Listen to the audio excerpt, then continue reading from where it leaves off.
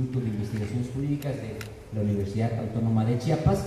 Tenemos el gusto de participar en este conversatorio alrededor de la institución del municipio en Chiapas. Consideramos, en el planteamiento de este conversatorio, la idoneidad del tema justamente porque se ajusta a las líneas de investigación con las que fue planteado este proyecto académico del Instituto de Investigaciones Jurídicas de la UNACH.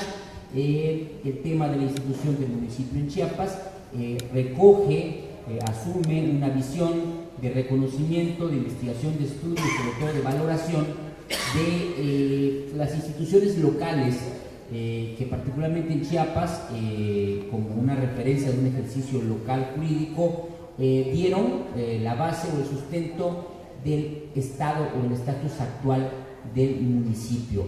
Una de las principales consideraciones que asumimos es que el municipio como autoridad, como ente administrativo, es el primer espectro, el primer ámbito de contacto del gobernado, del ciudadano, de la persona común respecto del aparato del Estado.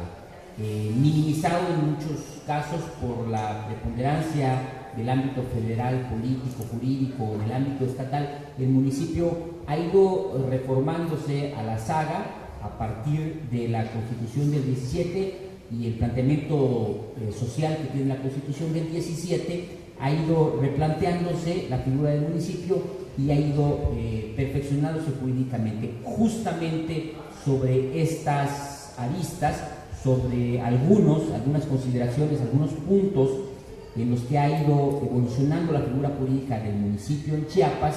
Habrá de intervenir en primera instancia el maestro Antonio Victorio López con el tema las modificaciones al marco jurídico local del municipio libre en Chiapas. En segunda instancia lo hará el maestro Manuel Gustavo Ocampo Muñoa con el tema reflexiones acerca de la inclusión de los pueblos originarios en la institución del municipio libre en Chiapas. Y finalmente un abordaje en el tema laboral del maestro Braulio Salazar Gordillo, denominado Relaciones Laborales y Servicio Profesional de Carrera en el ámbito profesional. En primera instancia, entonces, y agradeciendo por supuesto la presencia de ustedes y la oportunidad del instituto que nos brinda, los maestros que nos acompañan, los investigadores que nos acompañan, nuestros compañeros de otras generaciones, agradeciendo ello, procedemos entonces a la primera intervención. El maestro Antonio Victorio López tendrá una intervención de 15 minutos, subsecuentemente lo harán los otros dos expositores para pasar a una ronda final de preguntas y respuestas. Pues este es entonces el turno del maestro Antonio Victorio López. Gracias, mi estimado maestro. Pues bueno, primero agradecer al instituto en la persona del doctor Nataré por permitirnos y abrir este espacio de expresión para los alumnos y para todas las personalidades que han estado en los anteriores conversatorios. De igual forma a la doctora Elisa, que fue quien nos agendó ahí esta fecha, y pues a todos ustedes por el favor de su asistencia y a quienes nos siguen por las redes sociales, porque sabemos que se está transmitiendo a través de las redes del instituto. Y bueno, como hace calor y el tiempo es corto, pues procederé a abordar el tema. Entonces, primero me gustaría comentarles un poco del porqué de este tema. Nosotros habíamos estado platicando ya desde hace rato sobre un tema que nos envolviera a todos, que pudiéramos verlo desde el punto de vista del tema de investigación de cada uno, y pues resulta que el municipio da para eso. Nosotros lo podemos abordar desde el punto de vista, desde las nuevas tecnologías de la información y comunicación, de la interculturalidad que ha expresado en varias ocasiones acá el maestro Manuel, desde el derecho laboral, desde la propia historia. Entonces, el municipio es un tema amplio que tal vez no tiene, como bien lo comentaba el maestro Carlos, tal vez la importancia, o no se le ha dado la importancia necesaria a través de la disciplina jurídica propiamente. Y bueno, eso es uno de los motivos que nos trae aquí a platicar hoy sobre el municipio libre, que es el concepto que tiene la Constitución en el artículo 115, municipio libre. Y me gustaría primero platicar acerca de esa concepción del municipio libre. No nos vamos a meter ya en temas más profundos, dar una definición doctrinaria, pero sí decir que el municipio libre implica una serie de autonomías del municipio, la autonomía jurídica, la autonomía de gobierno, la autonomía económica y financiera. Sobre esa base mucho se ha discutido a partir de la propia Constitución de 1917 qué tan libre es el municipio, qué tan autónomo es en términos jurídicos. Y pues prácticamente eso es lo que venimos a abordar hoy, qué tan libre es el municipio, en verdad es libre, a qué está supeditado. Y bueno, entonces para ello me toca platicar hoy acerca de las modificaciones que ha sufrido el marco jurídico local del municipio en Chiapas. Y bueno, tendríamos que partir en un primer momento de la reforma constitucional de diciembre de 2016. Una reforma que no es ajena al instituto. Muchos de quienes estamos acá tuvimos la suerte y la fortuna de formar parte de ese grupo que anduvimos ahí recorriendo parte del estado de Chiapas, recogiendo las opiniones de la gente, varias horas de viaje ahí, que al final de cuentas tuvo un buen fruto y que se ve reflejado en parte en el texto constitucional chiapaneco del día de hoy.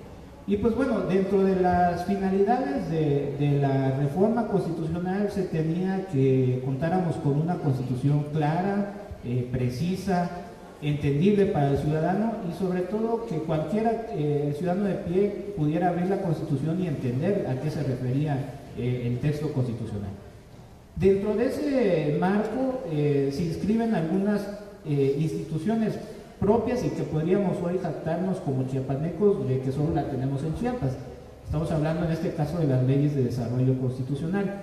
Bueno, las leyes de desarrollo constitucional ya desde hace un tiempo venían siendo trabajadas por el Instituto de Investigaciones Jurídicas de la UNAM.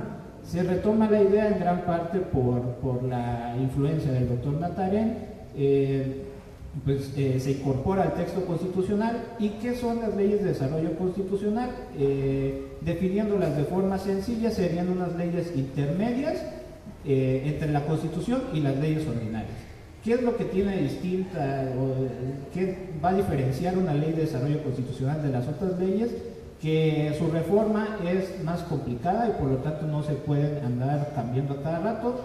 Su reforma es más parecida a la reforma constitucional y por tanto debe de recoger todos aquellos principios importantes o más trascendentes en el marco jurídico.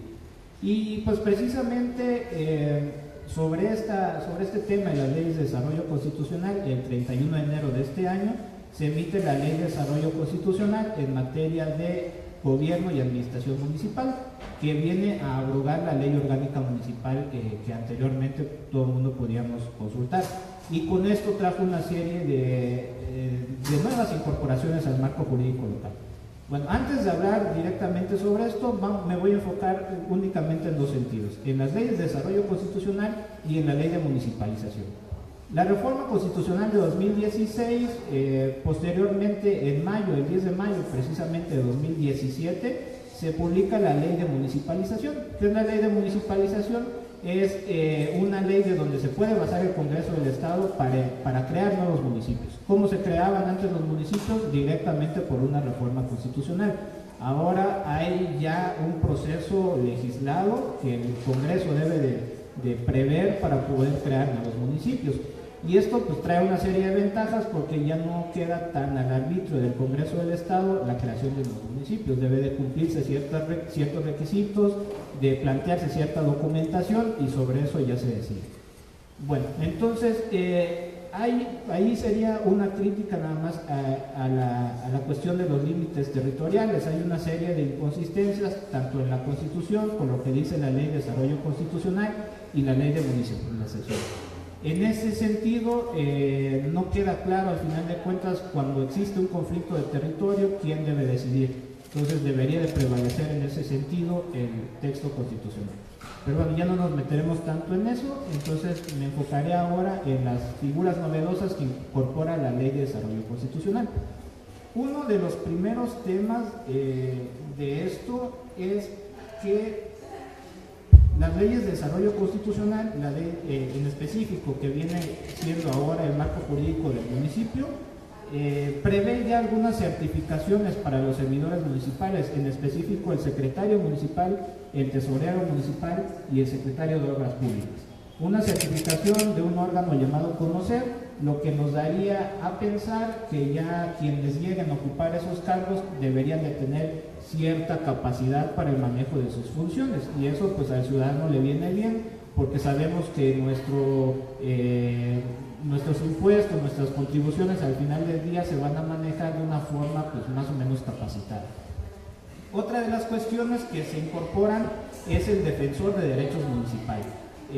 Ya doctrinariamente desde hace varios años venía manejándose que debería de haber una figura de defensor municipal en los municipios. Y pues bien, con la Ley de Desarrollo Constitucional, publicada en enero, les repito, se incorpora esta figura que además ahora es obligatoria para todos los municipios. Dentro de la estructura mínima del municipio debe de encontrarse el defensor municipal.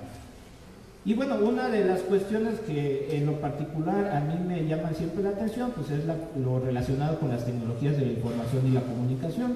Y resulta que también en la Ley de Desarrollo Constitucional se incorpora un apartado dedicado al gobierno digital, algo que nos va a beneficiar al final de cuentas a todos los ciudadanos. ¿Cómo? Pues ya no necesitarías ir, por ejemplo, para hacer un pago de traslado de dominio, no necesitarías ir hasta donde se encuentra la presidencia y hacer tu pago, sino en algunos municipios como Tuxtla Gutiérrez, donde ya hay un sistema implementado, tú puedes entrar, creas tu usuario y ahí mismo pagas. Entonces, eso ya redunda en un beneficio directo para los ciudadanos.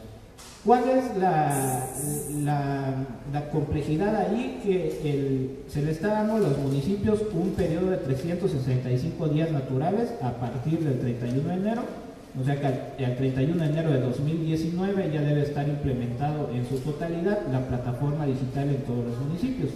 Y eso sería bueno recordárselo a quienes ahorita van a entrar en funciones, porque regularmente a quienes ya se van, pues no creo que les importe mucho en estos momentos estar dirigiéndose a esas cuestiones, sino que ya vendría siendo a quienes adopten los nuevos cargos. Entonces es algo que deberían de considerar, y para que se pueda poner en marcha, y les digo, al final de cuentas a quienes nos va a resultar como un beneficio pues es a nosotros mismos.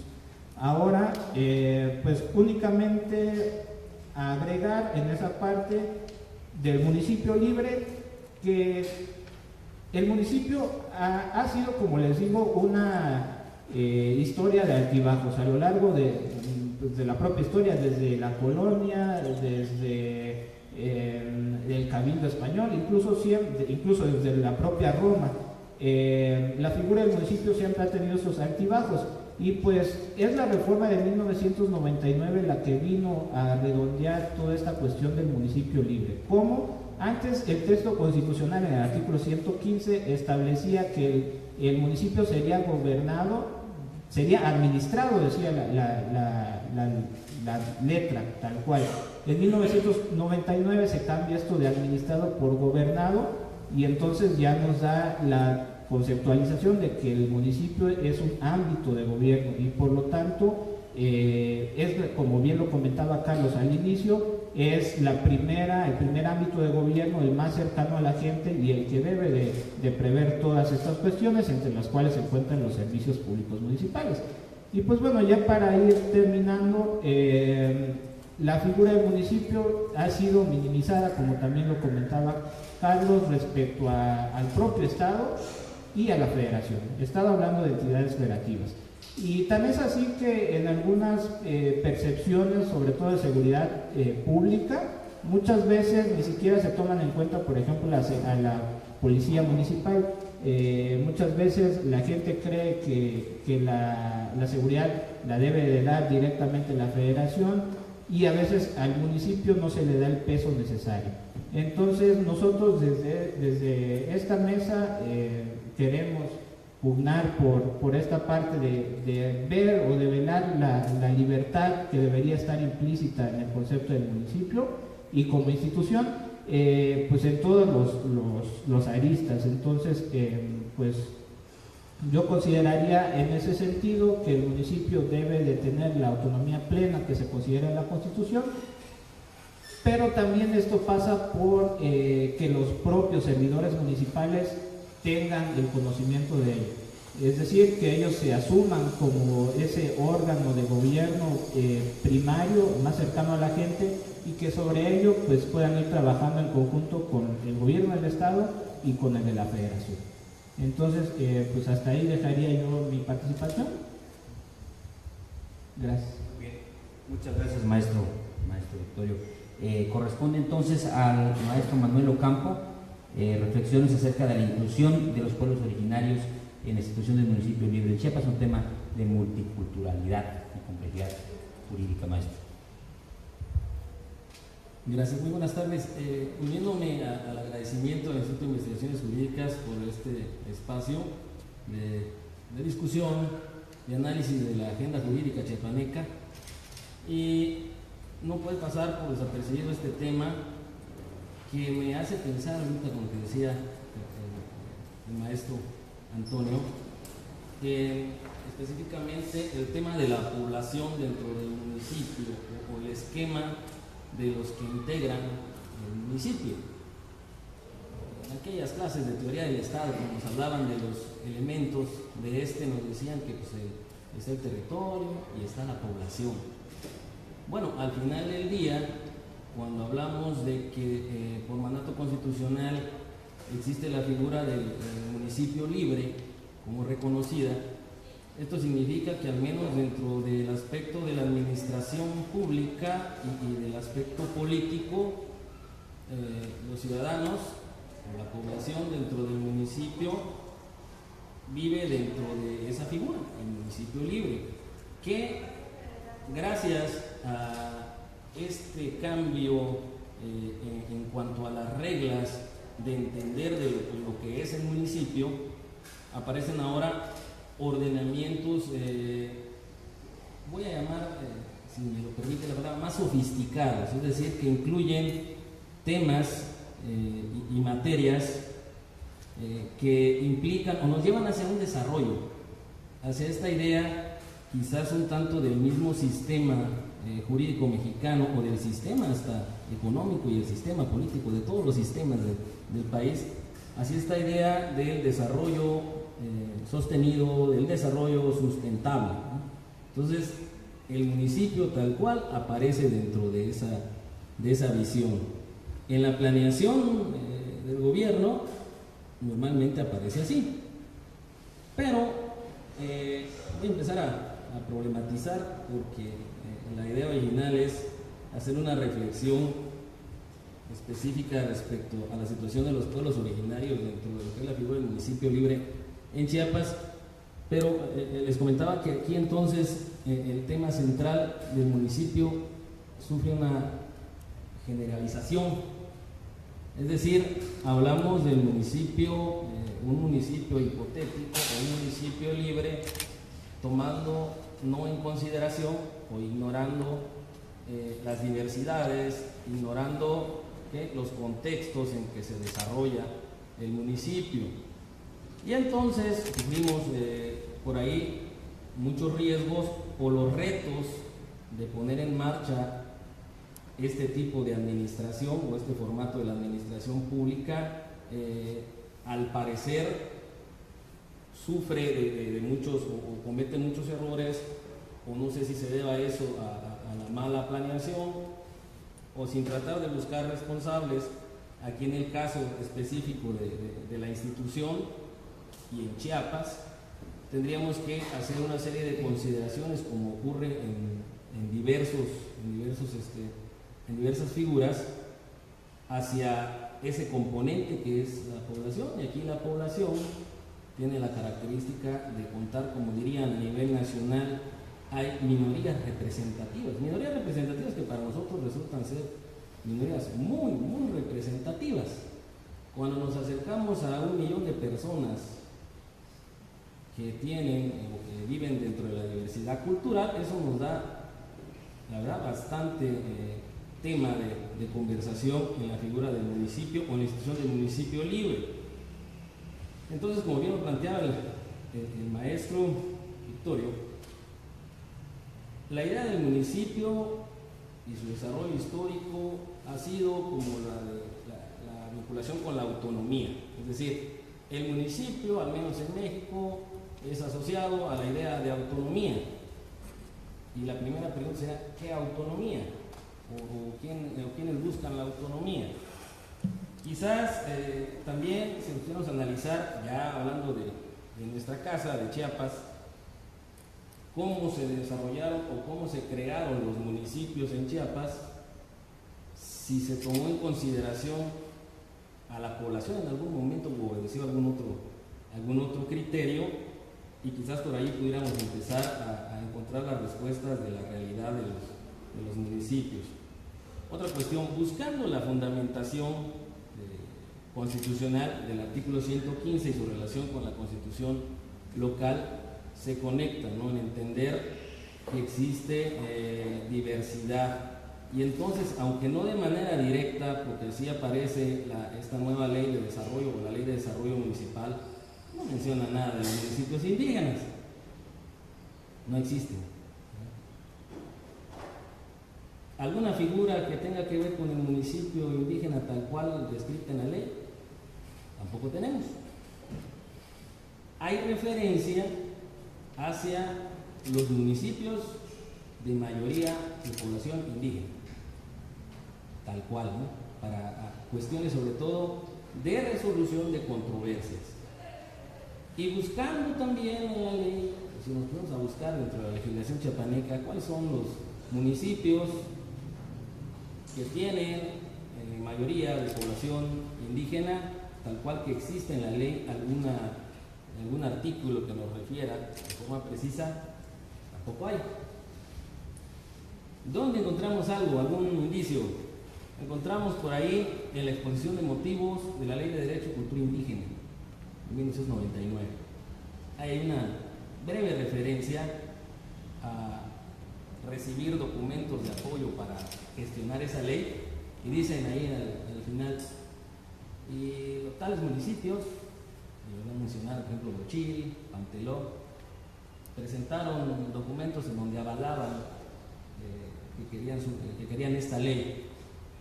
Y luego dice, estos municipios de mayoría indígena, que es la referencia que existe en la legislación. Entonces, los municipios indígenas o la problemática del municipio indígena existen, pero tal cual no se atiende en la ley. Pero no quiere decir eso que no exista ninguna disposición que refiera a el tema. El tema se aborda no dentro de específicamente la legislación del municipio, sino la tenemos dentro del esquema de los derechos y cultura indígena, tal cual. Entonces, en nuestra constitución local hay una primera referencia en el artículo 7, en donde se reconocen los pueblos originarios, bueno, se llama pueblos indígenas de acuerdo a la disposición. Habla de pueblos indígenas, no refiere tampoco a municipios indígenas. Entonces había que buscar una definición de pueblo indígena, y existe en la Ley de Derecho y Cultura Indígena. Define lo que es el pueblo indígena, la comunidad indígena y el hábitat indígena. Es decir, hablan ya prácticamente del territorio y de la población que vive en ese territorio, y entonces la comunidad pertenece al pueblo, y el pueblo indígena puede integrar un municipio, pero también las comunidades indígenas pueden integrar un municipio. ¿A dónde voy con toda esta pequeña reflexión? ¿Dónde podemos entonces encontrar en un solo ordenamiento, o si necesitamos un solo ordenamiento que contenga toda esa información de los pueblos indígenas y el municipio? ¿Y por qué, si no existe la figura del municipio indígena, hablamos de los municipios indígenas? Porque resulta que en la administración pública existen, ahí sí, algunas secretarías destinadas al tema. Ahorita se llama Secretaría de Desarrollo Sustentable para el desarrollo sustentable de los pueblos indígenas, algo así. Ella se encarga de darle seguimiento, y revisando un tanto, si hacemos una revisión en la página oficial de esa secretaría, nos vamos a dar cuenta que involucra diferentes ordenamientos, pero ninguno menciona la Ley de Desarrollo Municipal. usted me habla de otro tipo de conecta el tema de los pueblos originarios con otros ámbitos, por ejemplo, el tema de la salud, el tema de la educación, el tema de la vivienda, el tema del desarrollo sustentable, claro, pero no me conecta a la idea del municipio. ¿Dónde encuentro yo entonces esa respuesta? En ese mismo artículo 7 de la Constitución se compromete los 3 niveles de gobierno, ya de hecho desde la Constitución Federal, pero en específico aquí comprometen al municipio a atender a las personas que pertenezcan al pueblo originario, con una suerte más o menos de grupo vulnerable, ¿no? Es aquí en donde podemos empezar una especie de debate en el sentido de que, y entonces el municipio libre es autónomo. Si es autónomo, podría decidir ser un municipio indígena y en consecuencia lo tendría que pedir, porque ahorita tenemos ya hasta una ley, afortunadamente, que habla de una suerte de remunicipalización, como antaño, ¿no? Cuando existían, pero vía comisiones. Ahora hablamos en una ley ya se establece un procedimiento, afortunadamente, entonces podría, bajo ciertos criterios legales, solicitarse que un municipio se le considera como indígena y para qué efectos. ¿Qué importancia tendría la existencia de un municipio libre indígena? ¿Qué ventajas? Bueno, por principio de cuentas, y ya desde cuando aparece la ley que le estoy refiriendo, la Ley de Derechos y Culturas Indígenas, consecuencia de uno de los puntos de los acuerdos de San Andrés y a la vez, desde luego, del movimiento zapatista de 1994, una de las consecuencias fue la inclusión en la ley fundamental del tema, ¿no? Empezó como reconocimiento de derechos. En ese esquema de reconocimiento de derechos, aquí en Chiapas ocurrieron muchas cosas. Con la aparición de esa ley, aparece también entonces un reflejo de la autodeterminación. La autodeterminación, pero en lo político, en lo social, en lo cultural. Y muy específicamente hablando de la posibilidad que tenían de elegir a sus autoridades, pero tradicionales, que es muy diferente al concepto de autoridad, ¿no? Autoridad constitucional. Y desde ese entonces a la fecha ha sido la pugna porque aparezca un ordenamiento que contemple esos derechos, pero bueno, como suerte de una ley, vamos a llamar una ley entre comillas indígena. Entonces, al menos, y voy a dejar por ahí la reflexión, al menos lo que se merece el tema de los pueblos originarios en Chiapas es su incorporación tal cual a la ley de desarrollo, porque es una diversidad, es una complejidad, como decía el maestro, es una complejidad que no se atendió en la ley, se atiende en diferentes, está dispersa la legislación en materia. Pero creo que existe cierto temor, no sé de qué tipo, hacia este tema de hablar del municipio indígena tal cual reconocer. Entonces, a nivel nacional, hoy día ya se habla de municipios indígenas en algunos estados como Morelos, pero esto es vía ¿qué? Vía litigio, ¿no? La autoridad administrativa no, y la autoridad legislativa, creo que no quieren comprometerse en ese tema. Entonces, no tenemos más que aquí que cómo le hacemos o cómo resolvemos este tema de la inclusión, cómo incluiríamos entonces a los pueblos originarios en la institución del municipio libre. Una de las formas podría ser a través de esa ley, a través de dotar de personalidad jurídica a los pueblos originarios que no tienen, tal cual, existen, pero no tienen personalidad jurídica. Eso traería un efecto, desde luego, en la administración pública.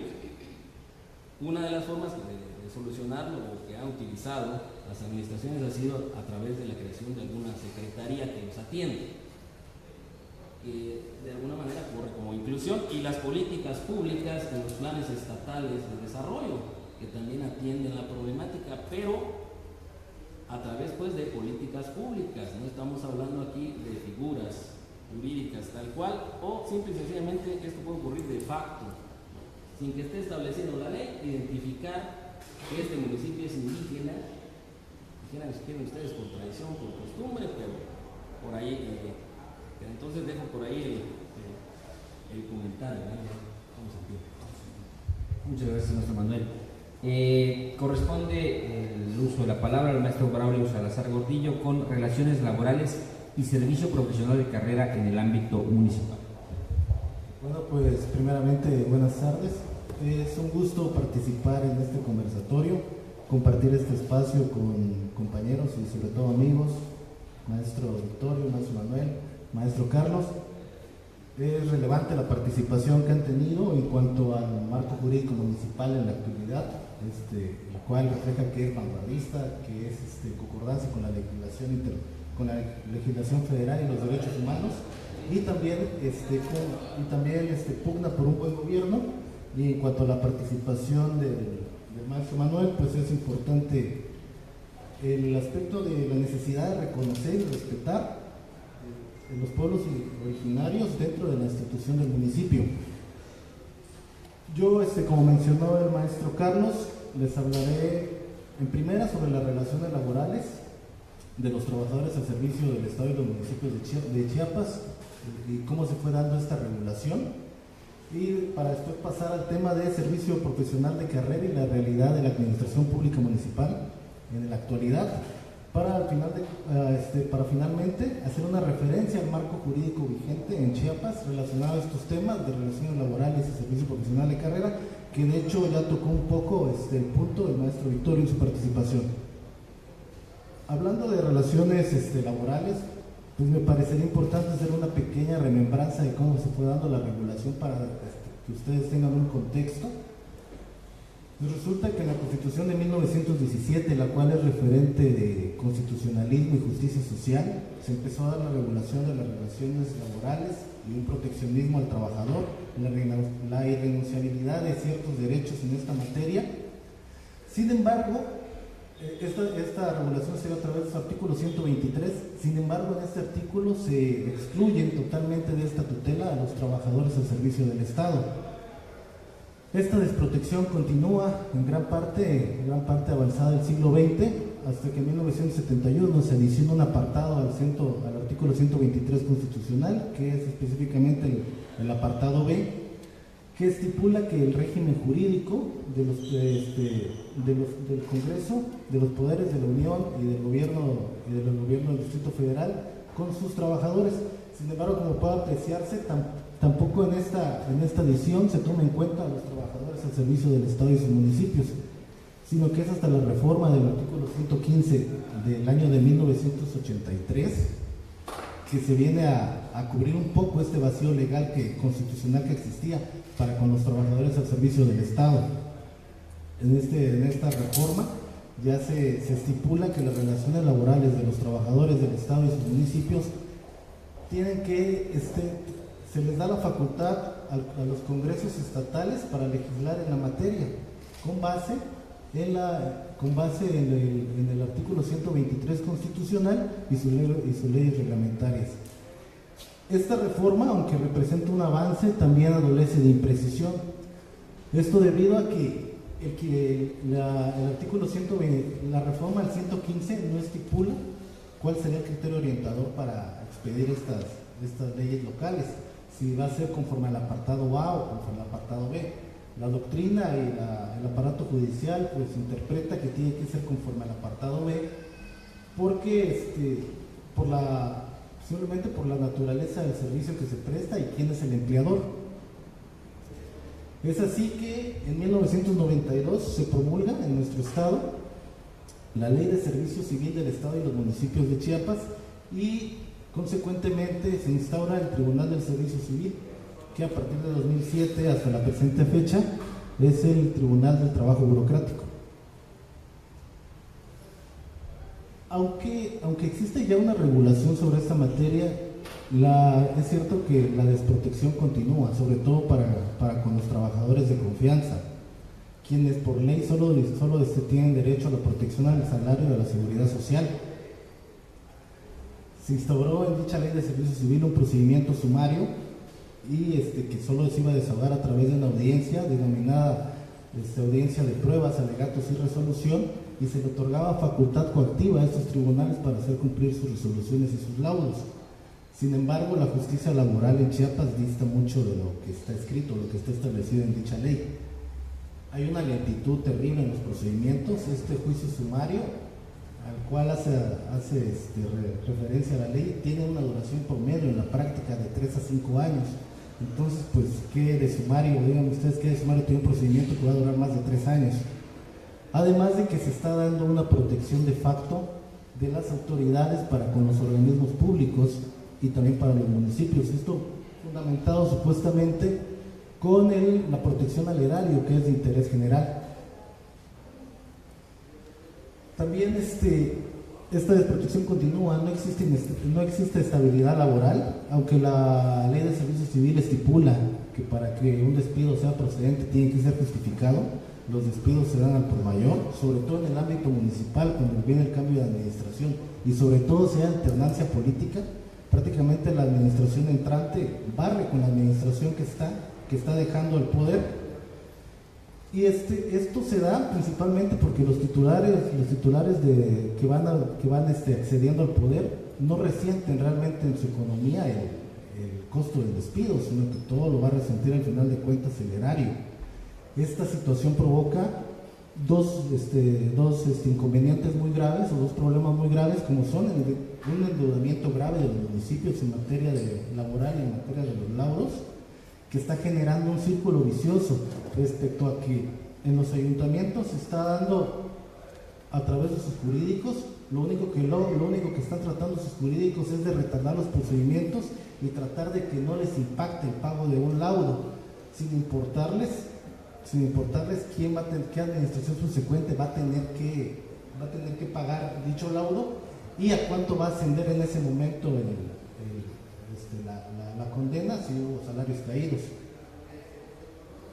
Además, el otro problema que plantea esta inestabilidad laboral y los despidos al por mayor es una administración pública deficiente, lo que está provocando un cambio total de la administración pública cada 3 años. Es una falta de profesionalización y una improvisación terrible al momento de tratar de implementar políticas públicas. Esto es porque las personas que van llegando al poder, pues, realmente en su mayoría se está viendo que no tienen ni idea del área que les están asignando, y en lo que aprenden se van a llevar año y medio, 2 años. Entonces eso golpea muchísimo la eficiencia que deben de tener las administraciones públicas municipales. Este punto o esta problemática me hace pasar al segundo tema del cual yo les quiero platicar un poco, que es el servicio profesional de carrera, que no es más que el ingreso a la administración pública mediante una selección rigurosa, ya sea por medio de concurso o examen, en la cual también se consideran para ascensos los méritos y la antigüedad, y que tienen un propósito de neutralidad política. Esto es de generar contrapesos en la administración pública, que la administración pública sería generar verdaderos contrapesos para inhibir un poco el presidencialismo municipal que se está dando. También otro de los objetivos del servicio profesional, es precisamente la profesionalización de la administración, que haría una administración pública más eficiente. Y un aspecto muy importante es la estabilidad del empleo de quienes tienen la oportunidad de ingresar a una administración pública a laborar. Sin embargo, para tratar de implementar este servicio profesional de carrera es muy importante considerar problemas y particularidades, además de diferencias que existen en los municipios en toda entidad federativa. Dentro de estas diferencias y particularidades de los municipios hay que tomar en cuenta que en su mayoría los ayuntamientos existe una sobrepoblación de funcionarios. Actividades que pudiesen ser desarrolladas por un cierto número de personas, se ve que hay administraciones públicas municipales tan grandes que llegan a ser efectuadas hasta por el doble. Esto se da porque al momento de ingresar al poder, lo que se busca muchas veces en los grupos políticos es acrecentar su clientela electoral y dar trabajo a todo el séquito que les acompañó en campaña. También otro punto que hay que tomar en cuenta para la implementación del servicio profesional de carrera es la poca experiencia y la baja escolaridad. El INEGI, en el Censo Nacional de Gobiernos Municipales 2015, dice que a nivel nacional la escolaridad promedio en los ayuntamientos es de 13 años, lo equivalente a preparatoria. Yo me atrevería a decir que en nuestro estado esa escolaridad debe ser incluso inferior. También hay que tomar en cuenta, al momento de implementar un servicio, tratar de implementar un servicio profesional de carrera, las condiciones salariales y las prestaciones mínimas que se otorgan. Según la misma estadística del INEGI, en los municipios pequeños a nivel nacional, el 75% de los integrantes de los ayuntamientos únicamente perciben en promedio menos de 5,000 pesos mensuales. Esto provoca que no sea atractivo, que no se atrae a los profesionales para ingresar a una administración pública municipal con un sueldo de esa naturaleza. También hay que tomar en cuenta, por último, para la implementación de un sistema profesional de carrera, la desigualdad de los municipios, las diferencias sociales, económicas, políticas, que existen en los municipios dependiendo de su tamaño y de su complejidad. Se ve que en los municipios rurales su principal objetivo es proporcionar los servicios básicos, mientras que una urbe más grande ya tiene otras preocupaciones como contención de mancha urbana o atraer inversiones para la productividad. Entonces hay que tomar mucho en cuenta esas cuestiones para la implementación. Sin embargo, creo que las condiciones están dadas. La reelección, que ya está a rango constitucional, federal y local, y el sistema nacional anticorrupción, que de hecho ya se debe implementar también un sistema estatal anticorrupción que debe ir concatenado a rendición de cuentas y transparencias, debe de ser la base para lograr un mecanismo de reelección eficiente, ya que si un ayuntamiento y un presidente municipal quieren reelegirse para un periodo más, deben de garantizar una eficiente administración, deben de demostrarle al público, a la sociedad, una imagen de buen gobierno. Me permito en este punto compartirles algunas propuestas del Instituto Mexicano de Competitividad, que en el tema de servicio profesional de carrera y suplementación a los ayuntamientos menciona varias propuestas. Yo tomo tres que me consideran importantes y las cuales les comparto, que es una, seleccionar áreas estratégicas del gobierno, que no es más que verificar en los ayuntamientos que no se debe, al menos en un principio, no hay que implementarlo en todas las áreas, sino en las áreas que podrían llamarse de mayor impacto, que podría ser la tesorería, finanzas, contraloría, transparencia, para que sea de una manera un poco más fácil la implementación. Otra propuesta del INCO es hacer atractivo a los líderes políticos el servicio profesional de carrera, hacerles ver las ventajas que tiene el que ellos representen una administración eficiente y otorgar incluso un poco de flexibilidad al momento de implementarlo. Esto se puede hacer a través de instalar un esquema semiabierto de ingreso a la alta burocracia, que sería otorgarle al presidente municipal un porcentaje de las áreas principales del gobierno para que él elija a la gente que va a trabajar ahí sin necesidad del filtro de la profesionalización. Y la otra propuesta del INCO es atraer talento, que es lo que estamos diciendo, que eso se va a lograr mediante un esquema de ingreso, una promoción de movilidad, mediante crear institutos de profesionalización y de certificación. Estos institutos deben de ser imparciales, deben de ser transparentes para inhibir la discrecionalidad. Y yo agregaría una propuesta más en cuanto a la implementación del servicio público, la cuestión de que hay que verificar, por ejemplo, y sobre todo en un estado como el de nosotros, con tantas diferencias entre cada municipio, si hay que obligar a todos los municipios en determinado momento a implementar un servicio profesional de carrera, o sería cuestión de verificar si las urbes más grandes, de qué determinado número de habitantes para adelante tendrían la obligación de presentarlo. Y de esto voy al tema un poco del maestro Manuel. Si en los pueblos indígenas sería viable irrazonable obligar una implementación de servicio profesional de carrera o debiese respetarse su libre determinación y su autonomía.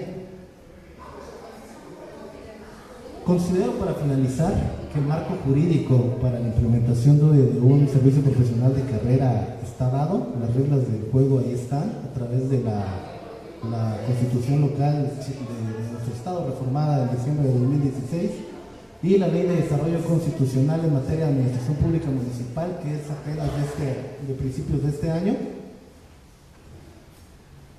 Como repito, las condiciones y las reglas del juego ahí están. Creo que lo único que faltaría sería lo más difícil, transitar de la formalidad, como siempre, transitar de la formalidad y del escrito a la materialización de la realidad contingente y social. Esto. Muchas gracias. Muchas gracias a nuestro auditorio. Pues procedemos entonces a la etapa de preguntas y respuestas alrededor de esta temática municipal en estos tres ejes.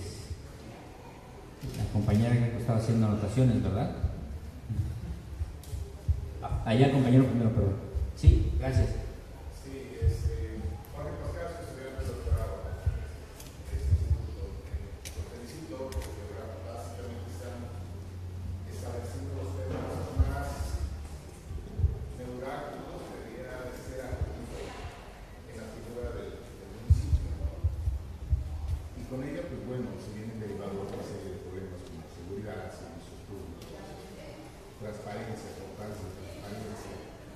Formación ciudadana, que también es una facultad que la ley electoral o el Código de Elección y Participación Ciudadana establece a los ayuntamientos para poder formar ciudadanía participativa, y ello mismo también que los ayuntamientos utilicen estas figuras directas como la audiencia pública que viene en el Código de Elección y Participación Ciudadana. Los felicito, y hay mucho que hacer en el municipio.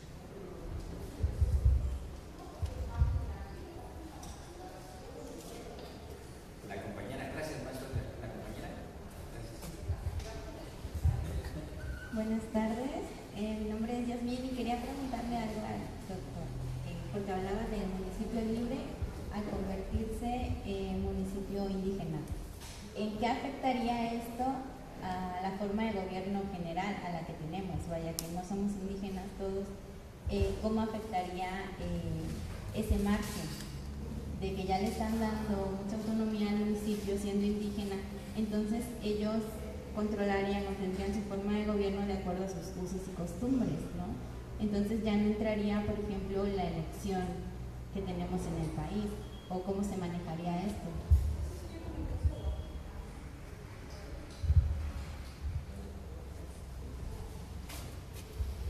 Gracias, una muy buena pregunta, la verdad. El municipio libre tal cual es una figura de administración definida así por la Constitución. La del municipio indígena tendría que ser una figura análoga, ¿sí? Hablar de una figura pero especial que atendiera esa diversidad. La autodeterminación de los pueblos está en rango constitucional no de hace poco. Sin embargo, la problemática ha sido siempre el aterrizaje de la figura en el ámbito secundario, en la legislación secundaria, y en Chiapas es un problema medular, porque sí creo que entendemos que existe la diversidad, que existen sistemas normativos diferenciados, que existen en rural ahora ciertas circunstancias que han generado que en el ámbito ahora sí que litigioso o que llegue a darse ya esta autonomía en cuanto al tema electoral, elegir sus representantes como una suerte de subsistema dentro del sistema electoral mexicano. Pero el problema es muy severo, porque aceptar estos sistemas normativos internos o aceptar la existencia de municipios libres que sean indígenas o municipios indígenas bajo sus propias reglas, como lo apuntabas, implica como la existencia de un sistema jurídico alterno, ¿no? Entonces eso políticamente como que no es muy viable, ¿no? Entonces ese es uno de los obstáculos que yo le encontraría al reconocimiento de los pueblos. Ahora, la inclusión o este diálogo que debe existir dentro de los diferentes, hablando del municipio, es importante. Cuando referimos al municipio, inmediatamente pensamos en el ayuntamiento, pensamos en el presidente municipal, pensamos que es el que toma las decisiones dentro de ese territorio que está señalado, en el caso nuestro pues en la Constitución, tiene una denominación, tiene una integración en el municipio, por ejemplo, de Tuxtla Gutiérrez, pero tiene también una serie de diversidades que tendrían que atenderse a lo mejor desde el ordenamiento mismo, ¿no? Desde las políticas públicas. Pues siempre hemos estado aquí resolviendo el asunto a través de estrategias, o sea, de política pública, pero no estamos dispuestos a reconocer estos derechos o a darles contenido a esos derechos, o sea, darle un contenido a esa diversidad o darle un contenido a esa autodeterminación, decirles que pueden tomar sus decisiones en lo político, en lo social, en lo cultural, pero no ampliamente en lo jurídico. O sea, todo supeditado al ordenamiento rector, que es la ley fundamental. Es decir, le damos pequeñas dosis de autonomía y no la autonomía total, pues para no tener una confusión del sistema jurídico en su totalidad. En esta política de sistemas o en esta sistematización de lo jurídico, hablamos del sistema electoral, del sistema fiscal, del sistema económico. Bueno, tendría que tratarse de un municipio indígena que estuviera acoplado a todos esos sistemas, pero que a la vez se abordara su diversidad. Es algo muy complicado, es una tarea que requiere de mucha, sobre todo, voluntad de los involucrados, ¿no? Diálogo entre los involucrados.